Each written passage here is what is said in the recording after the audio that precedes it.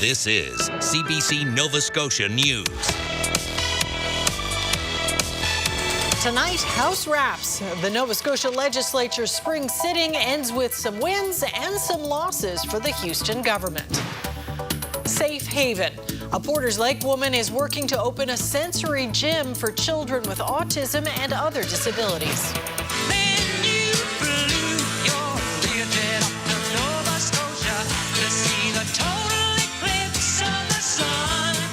Carly Simon explains why she wrote about an eclipse over Nova Scotia in her iconic song. Lingering showers and drizzle tonight, a few flurries mixing in as well. Staying pretty unsettled throughout the weekend, but gradually clearing into Monday. Your full forecast is coming up.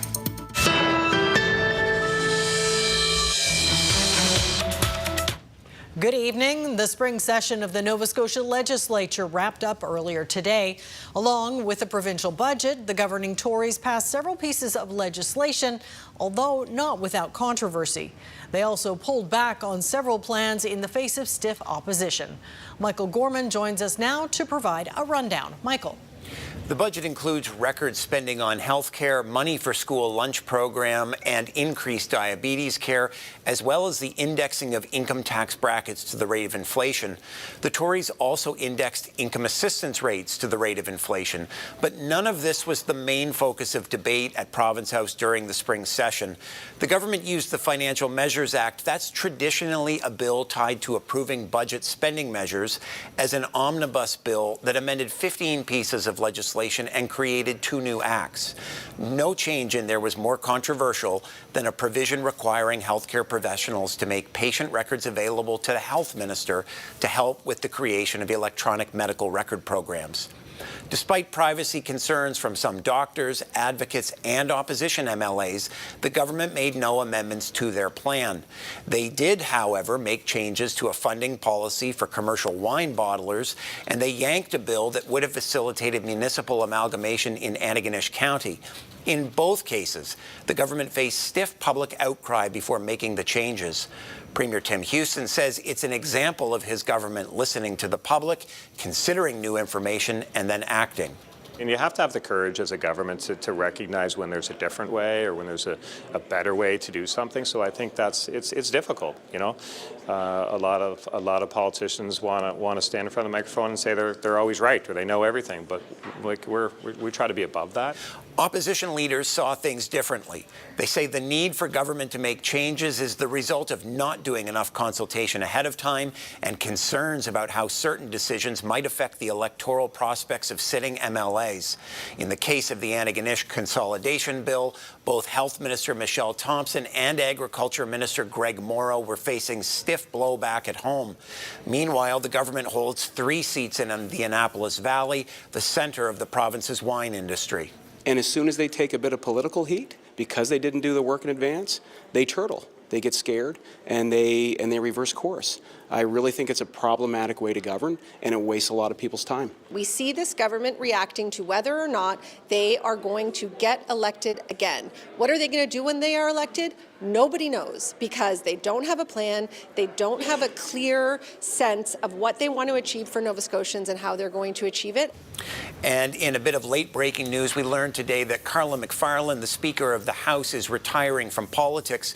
McFarlane has been the MLA for Pictou West since 2013. She announced in a statement posted on her social media accounts that she's retiring from politics to focus on other challenges and take care of her health. Amy? All right, thank you for that, Michael. That's the CBC's Michael Gorman reporting for us tonight. One of the leaders of a group fighting the process used to try and amalgamate Antigonish Town and County is celebrating tonight. Both councils voted for amalgamation, but some residents expressed frustration that they weren't given an opportunity to vote on the matter. I am delighted. There's no words to describe the feeling of elation after 2 years of working on this. And this last minute decision, we love it. And I talked to Anne-Marie Long, a member of the Let Antigonish Decide group, about what's next. That's our newsmaker just after 6:30. Both water and heat are back on at the QE2 hospital site in Halifax, and visitor restrictions have been lifted after repairs on 2 water main breaks. Tap water still needs to be tested for 3 days before it's okay to drink. Many non-urgent surgeries were rescheduled after the 2 pipe breaks. Today, only emergency and time-sensitive surgeries went ahead, while fire suppression capabilities at the site are still reduced following the water disruption. The health authority says operations are expected to be back to normal by Monday. The main lodge at Cape Breton's historic Celtic Lodge has been closed, and its future is now in limbo. The councillor for the area is blaming the operator for allowing the facility to deteriorate over the years. The CBC's Kyle Moore reports. It's a picturesque place from afar, but the closer you get to the iconic Celtic Lodge, you can see it showing its age. I don't see any need for it. I think it's something that's got to be looked after. It's a critical part of our infrastructure, and we're not ready to accept that it's going to close, that's for sure. The main lodge is now closed, along with several cabins, which need tens of millions of dollars in renovations. The local councillor is blaming the operator for allowing the facility to deteriorate. My issue is that it's deteriorated so fast under Gulf North's management in the last couple of years. What it would have cost to fix 9-10 years ago before they took over is probably quadrupled since then because of the lack of maintenance that's on this main lodge. Gulf North says the 70-year-old lodge was in rough shape when they signed the lease in 2015. We're responsible for the maintenance of the building. We're responsible for the upkeep and so on. But major structural things, it's a partnership between us and Parks Canada. The Celtic Lodge is deserted here today. Gulf North says they are in talks with Parks Canada about the scope of the project and who will pay for it. It is ultimately a building that's owned by Parks Canada and then ultimately the taxpayers of Canada. And it's operated by Gulf North. So it has to be some kind of a compromise of where the money comes from. The golf course and separate accommodations from the main lodge will remain open, but many are worried about the economic impact this closure will have on the area. You take 60 rooms out of Ingonish in the middle of the summer. We're already at capacity, so it's going to have a real economic impact on the area, that's for sure. Well, it's really sad news for sure.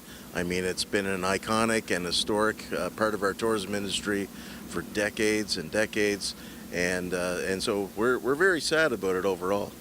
For now, Gulf North says they are in talks with Parks Canada to see what the future holds for this iconic facility.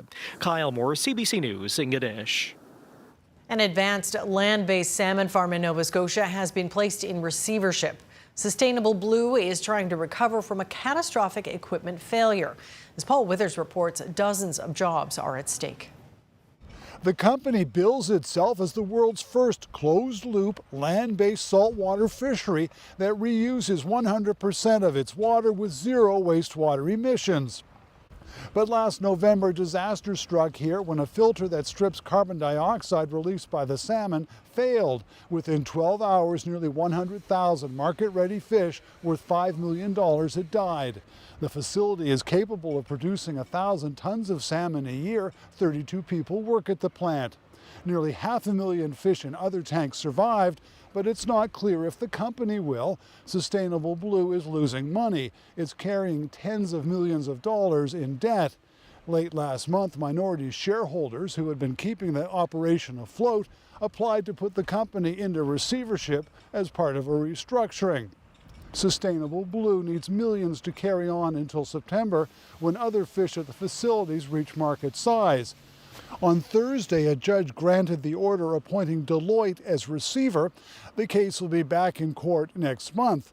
The federal government has put millions into Sustainable Blue.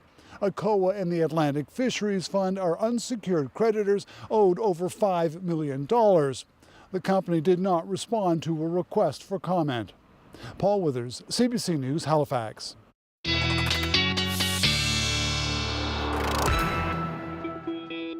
I know the weekend is here and folks are always excited about that, but all eyes are on Monday now, right? Yeah, that's right. Solar eclipse Monday, and it's a date that folks have been waiting for weeks and weeks, if not months and years in some cases. And, you know, it is interesting that when we talk about this event coming up, it was Texas and the south parts of the U.S. that were looking like the most likely to see clear conditions. Now it looks like As we look at the actual cloud cover forecast, this is where the clouds are going to be most dominant on Monday afternoon. And the best viewing conditions are going to be across the northeast U.S. and here in the Maritimes, Maine and the Maritimes in particular. Mostly sunny skies across the region, maybe a few clouds to watch for, but overall it's looking pretty good. And again, 100% of the sun eclipsed in that path of totality. Most of Nova Scotia in the 90 to 99% range of, yes, a partial eclipse. And there is a difference. So yeah, for Halifax, for example, we'll see the partial eclipse begin around 3:25, 3:30. Maximum eclipse of around 94%. That happens around 4:38. And again, we'll just see the outer edge of that sun, but we won't quite see the corona that they will see in New Brunswick and further north. And we'll give you a look at what that looks like. And again, in the path of totality, that's where you get that corona that is so well known for a total solar eclipse. And that's what they'll be experiencing across New Brunswick and also across parts of Nova Scotia, a small little sliver, and we'll show you here. So if you are thinking about traveling to New Brunswick, a good chunk of the province will be experiencing totality, only for a few minutes, 4:33 to 4:34, 4:35, 4:36, and then by 4:37, 4:38 p.m. on Monday, it's gone. But at 4:40 p.m., Meat Cove, yes, the northern tip of Cape Breton and Bay St. Lawrence, a couple communities there on the northern edge of Cape Breton, will also experience totality for about a minute on Monday afternoon. So we'll hope that the skies cooperate, Amy, and obviously all eyes will be on that forecast throughout the weekend, and we'll keep you posted on that. Do you think the population of Meat Cove may get quite a bit bigger? I would say definitely a lot of folks flocking there definitely over the weekend. All right, thanks, Ryan. Thank you. Well, as the number of names on the wait list for autism testing continues to climb, a Porters Lake woman wants to help families who feel lost in the public health system. Haley LeBlanc is working to open a sensory gym geared towards children with autism and other disabilities. The CBC's Allie Thompson has that story. I would lay awake at night thinking about the parents that couldn't afford private therapy and who were sitting on the wait list for years. I was imagining how hopeless that they must feel not being able to help their child. Hopeless. It's how so many Nova Scotians feel as they wait for their child to be assessed for autism. There are 1,600 names on that list right now, and parents don't know what to do in the meantime. Haley LeBlanc wants to help with that. Let me introduce you to Haley and her 4-year-old son, Austin. Say hi, I'm Austin. Hi. Yeah. Austin developed typically until about 1 year old, and then around 1, his language wasn't progressing further as you would expect.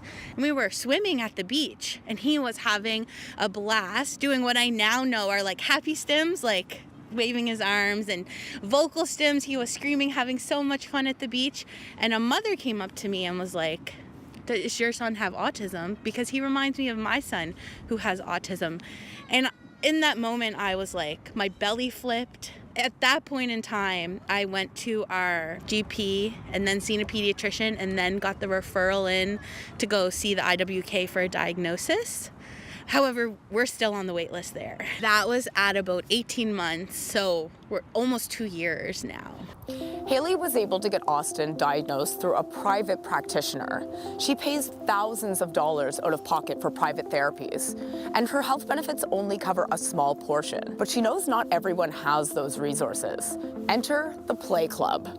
Because sensory regulation is so important for kids with autism, Haley wants to open a sensory gym. She says it will be a lifeline for parents to access resources and to mingle with others who are having similar experiences. My son has autism, but it's not just going to be a space for autism. It really is going to be a space that all children with disabilities can come and play and have access to. And so that's something I'm really excited to build too. Hi, Austin. Right now, the Play Club is just a dream. Haley is a geologist, but she's taken a business course to help jumpstart her plan. She's getting feedback from the disability community and will soon start seeking investors. But those already in the field say the project highlights a dire need, a provincial autism strategy. There are a lot of policy barriers, right, for families to even access services, whether they have a diagnosis or don't have a diagnosis. And those barriers really impact the quality of life of Nova Scotians on the spectrum and their families. Cynthia Carroll says a provincial autism strategy would ensure there are supports for the entire lifespan of someone with autism, not just childhood, and include things like inclusive education practices and community supports. It would also make sure government departments are working together to support people with autism. We see a lot of gaps still in all developmental ages and stages across the spectrum, and that really impacts long-term outcomes for individuals and families. Really, a strategy will help bring to light, what is working well, where do we need to improve, and where do we need to go next to ensure that, all citizens are living a full life, including citizens on the autism spectrum. An autism strategy is something that's close to Lisa Lachance's heart. The NDP MLA has an adult son with autism. We had no early childhood intervention, and then it was really actually the elementary school years that were incredibly challenging. And now we have a young adult who's transitioning into the world. And so really it has to be across the lifespan. We need things that help people through all those transitional periods.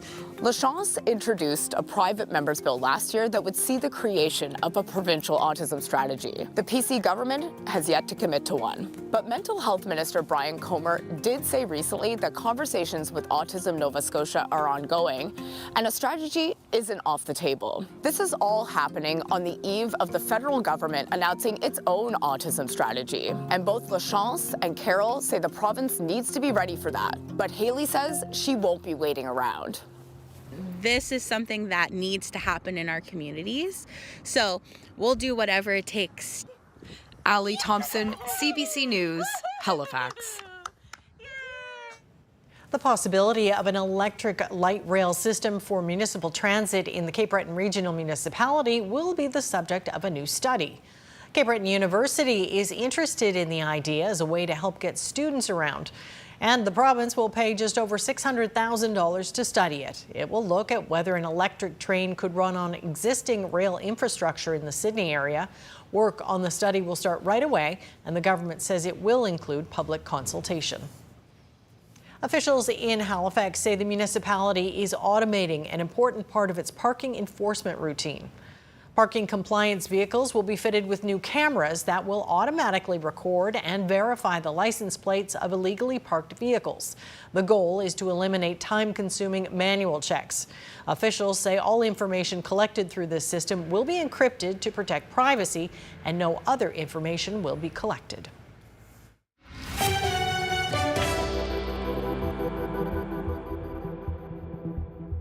With the eclipse just days away, you may remember that musician Carly Simon mentioned Nova Scotia and an eclipse in her iconic song, You're So Vain.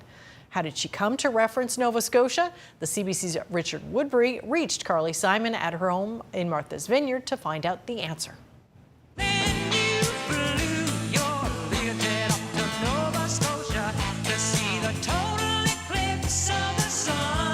So let's talk about the Nova Scotia line. How did that come to be? The races had just happened at Saratoga, and the total eclipse had just happened. Did the individual actually go to Nova Scotia to see the total eclipse of the sun? If he didn't, he would have.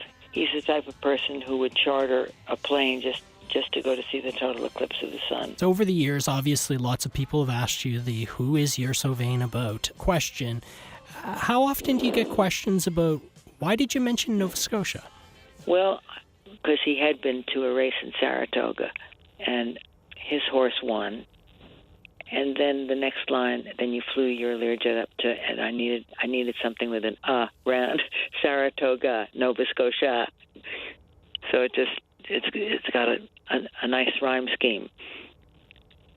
And I liked being able to pronounce Nova Scotia, but the accent I put on the first syllable so that it would rhyme. Nova Scotia, Saratoga, Saratoga. But I always like to fool around with words and put accents on different syllables that they're not usually put on. What kind of thoughts go through your mind thinking that more than 50 years after you wrote this song, people are still talking about it in Nova Scotia? Well, what's really amazing to me is that my daughter has moved to Nova Scotia just this year, just a couple of months ago, with her husband and her son. And her son is, of course, is my grandson. His name is Bodhi, and he's a fantastic. I mean, you just wouldn't want to have a better grandson. He's absolutely sublime, and so I hold Nova Scotia at least a little bit responsible for succeeding in luring him and his family, my daughter and her husband, to Nova Scotia. I don't think it's fair. I don't think you should leave your grandmother in the lurch like that. I'm going to have to write a song about that. Have you ever been to Nova Scotia? No, I haven't, but I would love to come. I want to go see what. I don't like to fly. That's one thing that's holding me back. But I really I'm. It's not a matter of curiosity. I miss them all so much, and I want to come visit. If anybody knows of, or anybody has a great guest house on the water that I could rent from them for a couple of weeks, that would be my ideal. So let me ask you this. Any chance I can get you to sing the Nova Scotia line of the song, Saratoga, Nova Scotia? Any chance I could get you to sing that part? I hear you went up to Saratoga, and your horse naturally won. Then you flew your Learjet up to Nova Scotia to see the total eclipse of the sun. Bravo, bravo, bravo. Thank you. Thank you. How did you get me to do that? I don't know. I'll probably regret it for the rest of my life.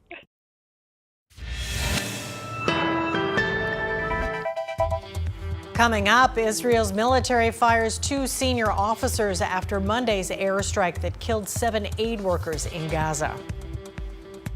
Joint replacements were one of the earliest procedures put on pause in the early days of the COVID pandemic. Now hospitals are trying to catch up. And Ryan is up next with his full weather forecast. We're back after this short break.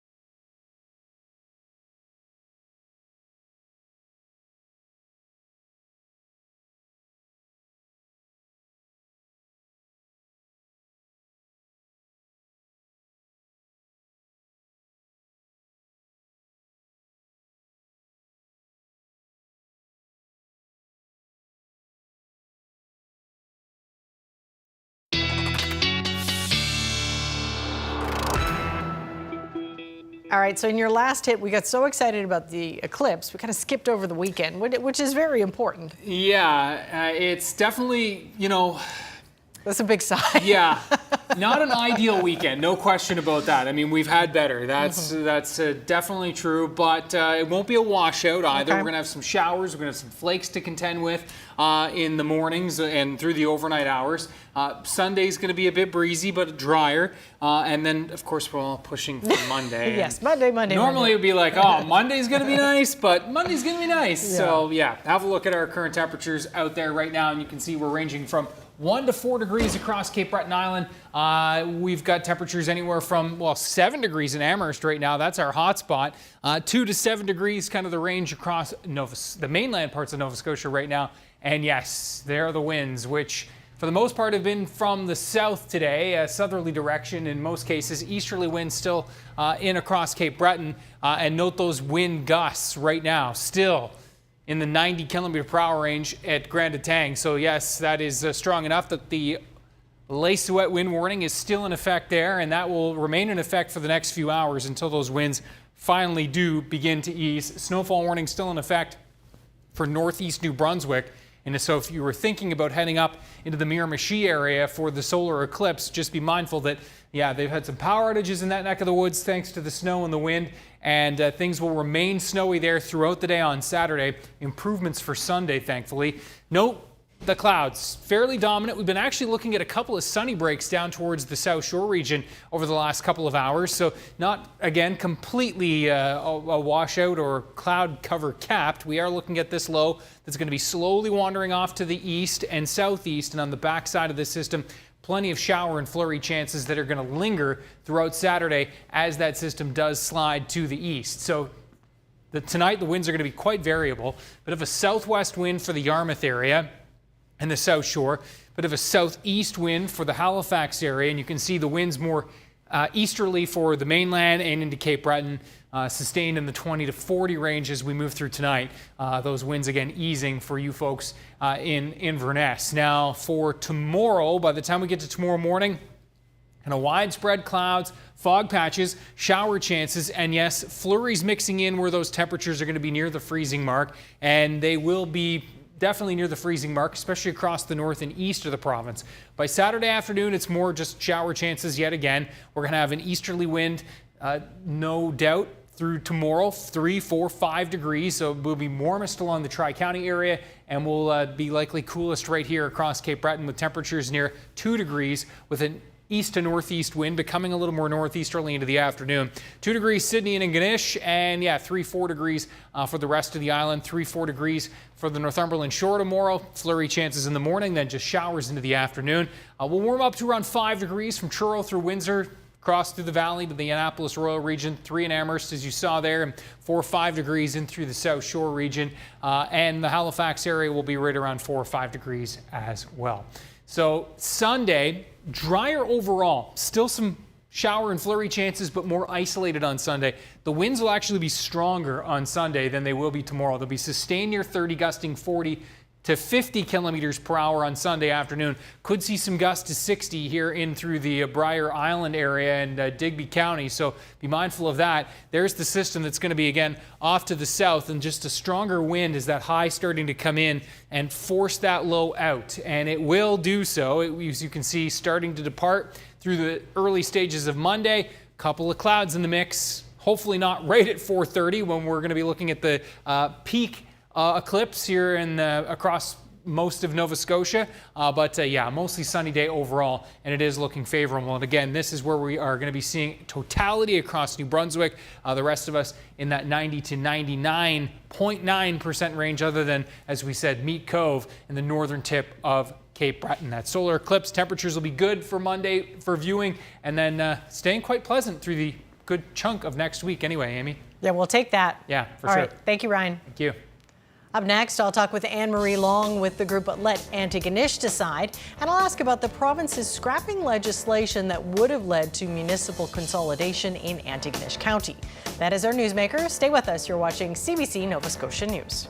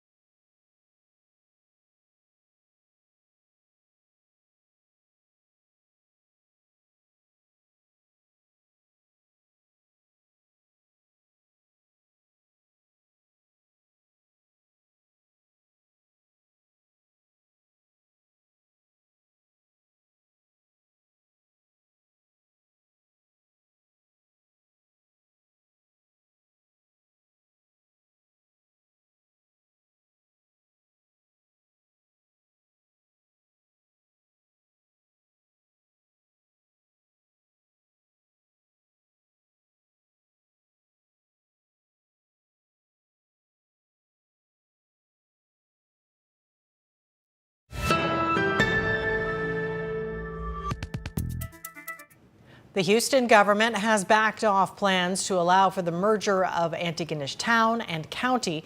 This decision comes after mounting criticism and following a tense public meeting with the premier earlier this week. Anne-Marie Long is a member of the citizens group that was opposed to the procedure used in the lead up to this proposed merger. So first off, what is your reaction to the news that the merger isn't going to go ahead? I am delighted. There's no words to describe the feeling of elation after 2 years of working on this. And this last minute decision, we love it. Well, can you describe what it was like at that meeting with the premier earlier this week? Yes, we had over 500 people show up on 2 days' notice, and I was delighted to see all the people that have supported us throughout the past 2+ years show up on such a notice and let the premier know how they felt. He arrived early. He was able to talk to some people, and during the meeting, there were great questions asked, and he got to see firsthand that the people were informed, and he noted that. He also observed that the people who he was there trying to prop up and support, the mayor, the warden, and the people who voted for this never showed up, and they have never showed up for any of our meetings. And I think he really got a good handle on what the process actually was. I don't know that he was ever properly informed from the get-go of what was going on when they decided to propose this legislation. Now, Municipal Affairs Minister John Lohr says it wasn't about the fact there were 2 cabinet ministers in the area, but rather listening to the people. Do you agree with that? Well, that's a loaded question. I think the fact that there were 2 cabinet ministers who were clearly going to lose their seats, I think that played a part. But I do think that the premier was listening. You know, and I know a lot has been made of the fact that as premier so many times he has changed his mind on things, and I agree that he has changed his mind on things. However, I also want to say that I believe it took a lot of courage for him to come and face all of these people, and he actually did listen. And as a former executive manager, I also believe that lots of times we make decisions based on what we know at the time, and then we make a new decision when we find out more information. And I hope that's what happened here on Tuesday night. Now, the mayor and the warden both championed the merger as a big plus for the future of the area. Given what's happened now, what happens if they were right? Well, we don't know if they're right because they never provided any facts. And going back 2 years, Amy, we have been asking them to describe to us the financial impacts. What are the strengths and weaknesses of a merger? What are the opportunities that you can identify, and not only identify, but analyze to show us what are the efficiencies? All of these things we were asking for, they didn't provide any of that stuff. All they gave us was blanket information that you could just think, oh, I think this would be good. I think that would be good. But we wanted facts and figures, and they had the ability to do this and chose not to. So where do you think it goes from here? It's dead. It's over.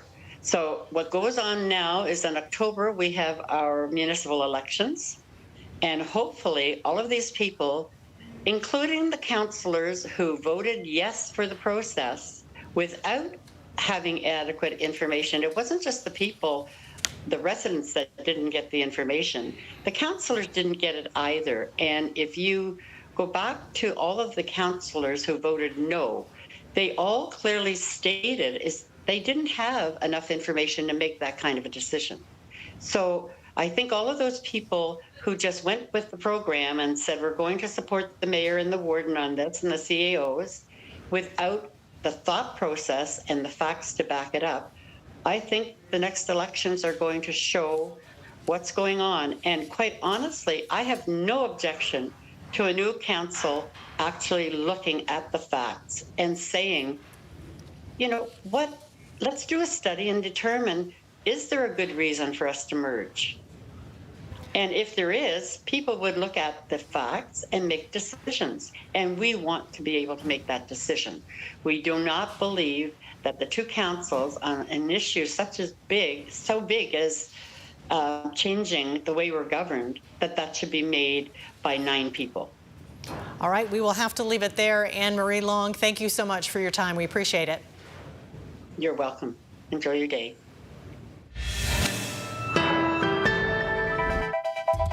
Coming up, Canada's wildfire season accounted for more than half of the world's forest loss in 2023.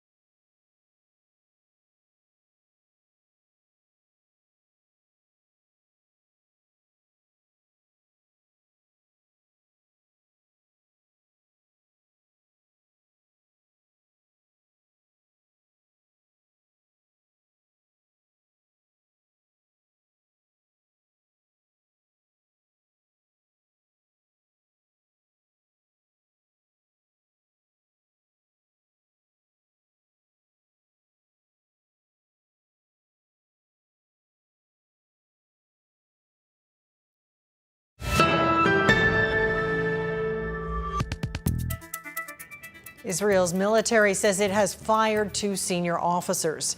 It's after an investigation into an airstrike Monday that killed 7 aid workers in Gaza. Canadian Jacob Flickinger was among those killed. The CBC's Chris Reyes has more on the latest developments, but first, a warning that viewers may find some of the images disturbing. Israel has admitted to targeting a World Central Kitchen van after mistaking an aid worker for a Hamas gunman. That finding from an internal investigation into Monday's deadly airstrike that killed 7 members from that humanitarian team in Gaza. It should not have happened, and we should draw the right conclusions and implement lessons in order for this not to reoccur. World Central Kitchen has issued a statement calling for more accountability.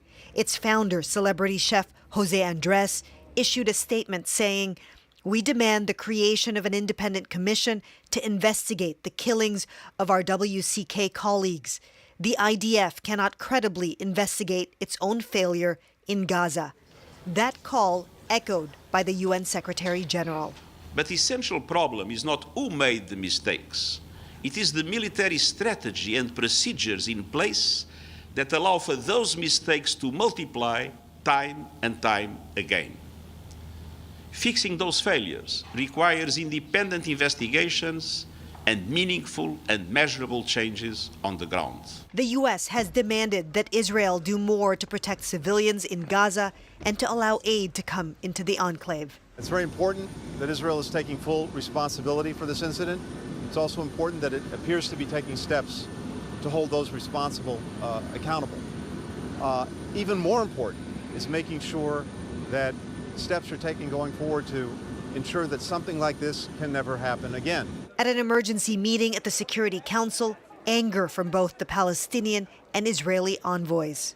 The killing of the aid workers from the World Central Kitchen is not an isolated incident.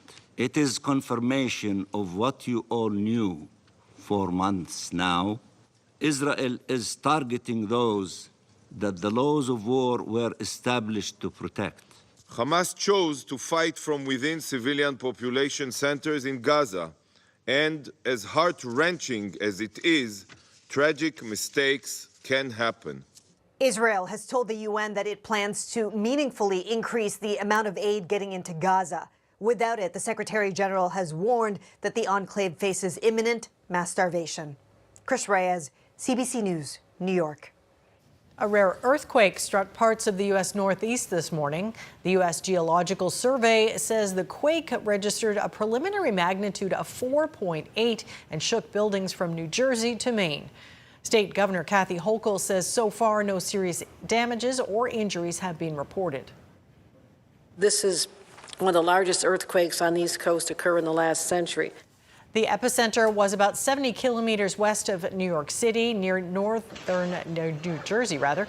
The tremors were felt across several states. People from Baltimore, Philadelphia, and Massachusetts, New Hampshire border reported feeling the ground shake. Traffic was briefly suspended on some rail lines, and flights were temporarily held at some airports on the eastern seaboard. We're learning more about the little boy in Edmonton who was killed earlier this week by two dogs. His grieving mother is opening up, offering the final words she said to her son. She spoke to the CBC's Julia Wong. Yes! It's a memory of a happier time for Kendra Wong. The last few days have been agonizing after the death of her 11-year-old Cash Grist. He was so polite. He was just the sweetest boy ever. He was so gentle. Monday night, police say Cash was attacked and killed by two very large dogs. It happened in this house in Edmonton. Cash lived in BC and was visiting his father. I lost it. I just regret letting him leave. The last thing I said to him was, come over here. I feel like I'm never going to see you again, and I'm going to miss you. So he came over and gave me 5 big hugs, 3 kisses, and said, I love you. Wong says Cash had been scheduled to leave mere hours after the attack. Police say the dogs belonged to a roommate of Cash's father. She says he told her the dogs were Cane Corsi, the same breed as this one seen here. I mean, Corsos are just a high-drive, large, athletic guardian breed. They're very, very capable of being really well socialized, but again, because of their size, if their behavior isn't as balanced as it needs to be, those outcomes can be pretty severe. The city of Edmonton says animal control had been called here before for 2 other complaints of attacks inside. A possible charge in this case could be criminal negligence causing death, this lawyer says. There's no doubt that the fact that you have failed to supervise your animal before is going to be a factor in determining whether your actions in this case were negligent. Cash's mother says, considering the other complaints, something should have been done earlier about the dogs. Oh my God! For now, she's focused on her son's memory. He was my world, that's 100%. We did everything together. Now he's never going to come home. The dogs were seized by animal control earlier this week. The police now investigating exactly how this tragedy could have happened. Julia Wong, CBC News, Edmonton. Canada's unemployment rate rose to 6.1% in March. That's up from 5.8% in February, the largest increase since summer 2022. StatsCan's monthly report says the economy lost just 2,200 jobs overall, but 60,000 more people were looking for work. The biggest job losses were in accommodation and food services. Healthcare and social services registered the largest gains. One of the earliest headlines of the pandemic was the halt to surgeries such as joint replacements. Now hospitals are trying to catch up on the backlog. The CBC's Christine Birak looks at the progress made and the obstacles that still remain. Canadians are waiting longer for more procedures compared to 2019. We're still seeing the, lingering effects of the pandemic. But researchers also say more surgeries are happening, which means things are trending in the right direction. But there's a long way to go. The goal is to have 90% of Canadians have their hip replaced within 26 weeks of a booking date. The latest national data reveals in 2023, the number was only 66%. Ontario did better at nearly 80%. All other provinces fell well below average, including BC, Alberta, and Quebec. PEI had the longest waits. Similarly, 60% of Canadians had their knee replaced within the goal. In Ontario, the number was higher. All other provinces fell short. In Quebec, just 38% had their knee replaced within about 6 months. As we've ramped up all of our capacity, we are looking at doing more cases than we're actually funded for. Some Ontario hospitals collaborated to do as many surgeries as possible. Here at Humber, the province only funded about 1,500 hip and knee surgeries last year. Some hospitals may stop at that cap because many hospitals are in a lot of deficit given the current climate. Humber performed 2,300 with help from fundraising. There needs to be a recognition of this problem and accountability on how we're going to solve it. The Canadian Orthopedic Association recommends running hospital operating rooms evenings and weekends, stabilizing staffing, and adds data should guide fixing backlogs. It's not just about, counting wait times. There's actually individuals who are affected by this. And with an aging population, the demand for procedures is only going up. Experts insist the best time to properly equip our health system was 20 years ago. The next best time is now. Christine Birak, CBC News, Toronto. A new report is raising the alarm over the global impact of last year's historic wildfire season. The World Resources Institute found that Canada accounted for more than half of the world forest loss in 2023 due to fire. And experts say climate change created the conditions. Anand Ram explains. This year, the fruits of Vidal Munoz's labor are fewer and farther away because these forests that provide for him are burned by other farmers to illegally clear land for more money-making crops. Some experts say past leadership looked the other way. Conservation is a colonial line that the North wants to impose to the South. We see that discourse have become in many ways a policy. Bolivia is one of a few countries called out in a new report on the state of protecting the world's forests. Weaker regulations there, but stronger policies are showing progress nearby. Natureza que está precisando de dinheiro. Pro-environment leadership in both Brazil and Colombia is changing those forest fortunes, and the data shows it. Compared to last year, both countries had big declines in deforestation.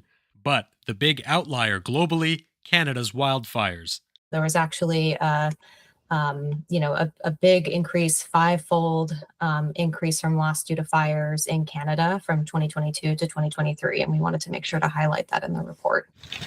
Simply put, the scale of Canada's fires, made worse by climate change, is limiting any progress in forest conservation. It sometimes feels frustrating, like some of that is canceled out by this larger issue that we're facing. And with similarly dry conditions, Canada looks primed for a repeat of last year. We really should be focused on restoring forests that have already been impacted.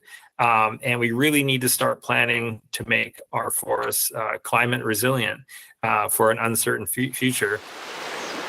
However, experts stress that protecting the world's forests through good policies can help combat climate change and bring back life and livelihood to these lungs of the earth. Anand Ram, CBC News, Toronto.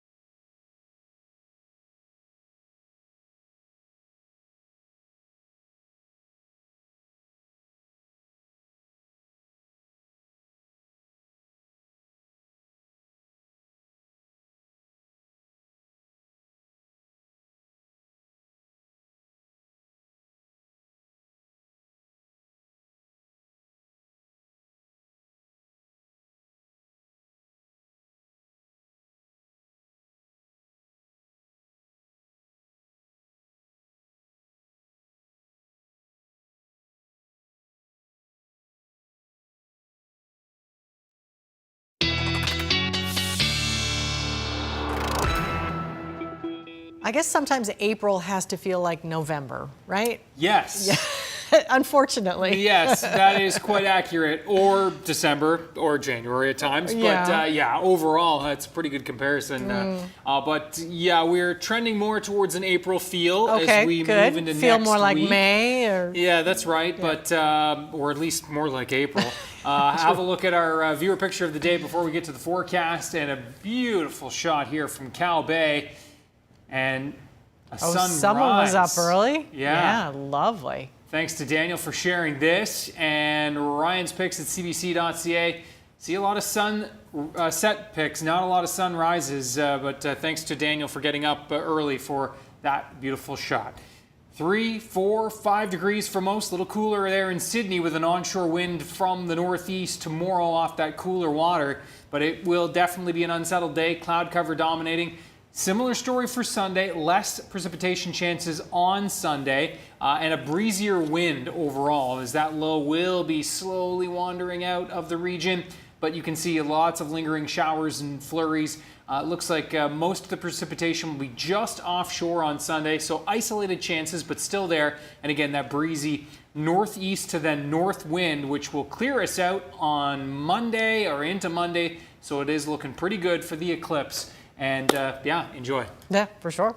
Okay, here's a question. Have you ever had the urge to scoop up a handful of Jell-O and throw it at someone? Well, some patients at a children's hospital in North Carolina did just that, and they had a blast.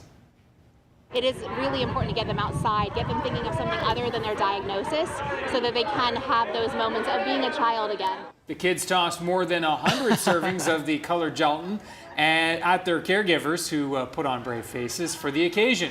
The annual event gives young patients a chance to cut loose and bond with the people who take care of them. Rest assured, no animals or humans were harmed during the filming of the Great Jell-O Toss. The event will be backed by popular demand next year. Actually looks pretty fun. A little messy, but sure. Yeah. That's it for us tonight. Thanks for watching. We'll see you next time. Good night.